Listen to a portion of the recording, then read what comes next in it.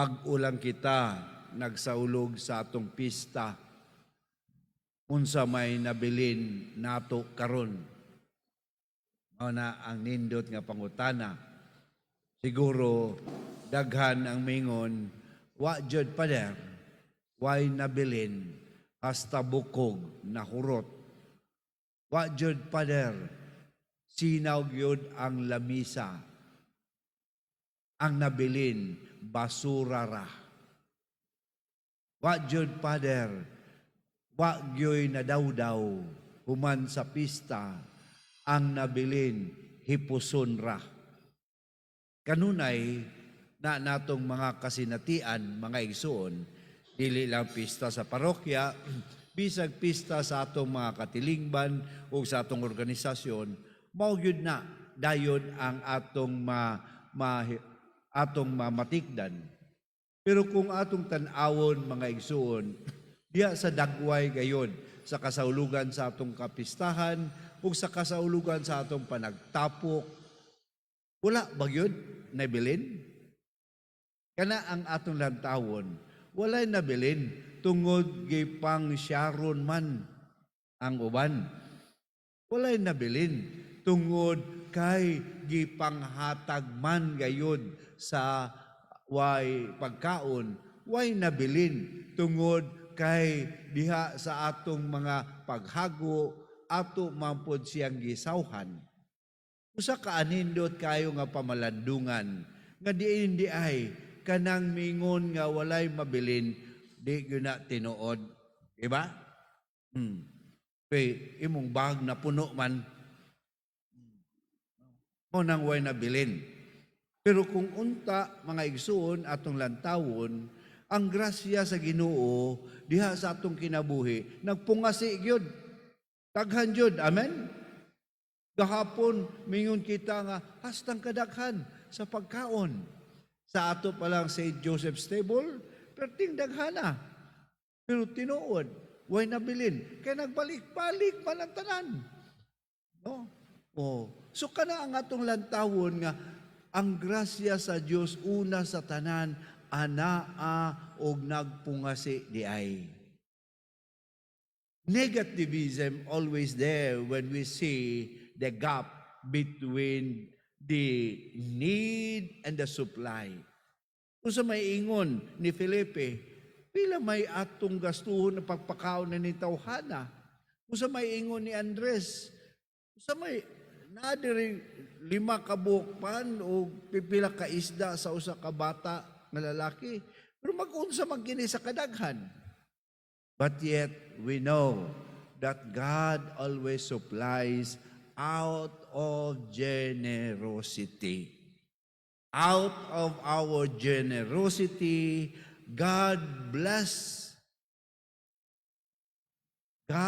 us with all His graces. It starts with our generosity. Ug kana unta ang dili nato buhian mga igsoon. Nga di ay basta kita magpuyo lang sa kinabuhi nga mapaambiton, magpuyo lang sa kinabuhi nga manggihatagon, walay dakong problema, nga dili matubag. Bisan pagkini, taliwala sa atong mga mata, adunay mga kalisdanan sa paghimo niini. 61 years sa atong kapistahan, ang dako kayong question, have we learned the message of generosity? Kana siguro ang kanindot nga atong aninawon mga igsoon. Kay diha gayud usahay makita nato nga diha sa atong kaugalingon naagyod kana nga mga hagit sa kinabuhi. Yes, being with you sa parokya sa St. Joseph for 7 years, I can say that people here are generous. But it doesn't mean that because we are generous, okay na ta. Ang kanindot sa generosity nini nga atong makita sa milagro mga igsoon, Generous ang bata nga mihatag sa iyang 5 ka buok pan ug pipila ka buok isda. Generous kayo ang Ginoo nga ni bless ug ni pakaon sa tanan. Pero naa ba tong sense of generosity diha sa ending nato niini? Ug unsa man ang ending niini nga si Jesus mingon kuliktaha ang sobra aron kini siya dili masayang. Generosity means responsibilities. Ug kana ang atong huptan nga dian sa atong kinabuhi di ay dili ta mingon nga nganong panghipos pamantoy nga tinuod na ay pila ka bukag nga pan dili na bukag siguro nga perting dagko pero kanang murag basket nga dako pila ka buok gani mo makibaw no daghan nakatigom pa no kay lagi nganong itigo man do nakakaon naman ang tanan kay kibalo kita mga igsuon nga bisag 5,000 katong nakakaon naapay lain sigurong 10,000 nga way pagkaon mao na nga mo continue unta nga atong generosity dili lang sa karon kundi mulantaw ta sa unahan alang sa umaabot. Therefore, when we talk about generosity, generosity comes with responsibilities. Mao na bitaw moingon tong mga tigong adyaw gadyo ninyo usik-usike ang grasya sa Ginoo kay makagaba ka na. No? Apan atong lantawon mga igsuon nga kining responsibilidad nato diha sa grasya sa Ginoo naagyod kanunay nga unta kini malahutayon alang sa kinatibuk-an. Mao nga ang kinabuhi nato unta sa atong parokya isip mga maayong pinialan kinabuhi nga mapadayunon nga mapaambiton. Dili lang sa karon, no? Dili lang sa ika-61st nga kapista. Hangtod na. Mao na ni atong kinabuhi. Musugot kag sa dili sa atong pagtuo kang Hesus, mo nang iyang gihatag kanato from the beginning up to the end of His life. Bisan pag maghisgot ag advance sa iyang ascension, pagsaka sa langit, naa gihapon ang kinabuhi nga mapaambiton ngadto sa uban. Pero dili kita mahadlok ni ana kung ato gayud kanunay lantawon nga diha sa grasya nga atong mahimo sa atong kamot ang Ginoo magbindisyon gayud niini.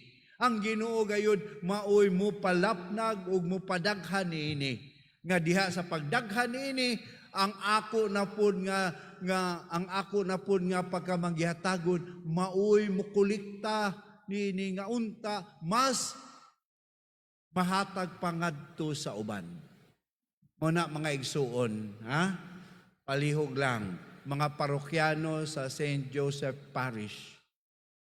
Ang generosity dili makita diha sa dagway sa ayuda nga ato karong nasinati labi na panahon na sa nagkaduol ang eleksyon kay kanang ayuda nga atong nadawat tataw kay na nga ang paghatag adunay balos ngadto sa nihatag.